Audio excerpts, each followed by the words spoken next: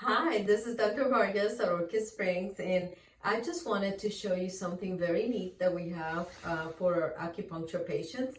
It's called gold implants. So you love bling, your pet loves bling too, especially if they're in pain. So chronic pain can be treated using one of these 2 millimeter implants, and I'm just going to show how tiny they are. Um, and this little tiny gold implant is 24 karat, 24 gauge wire. And we use this to put them under the skin, sort of like a microchip.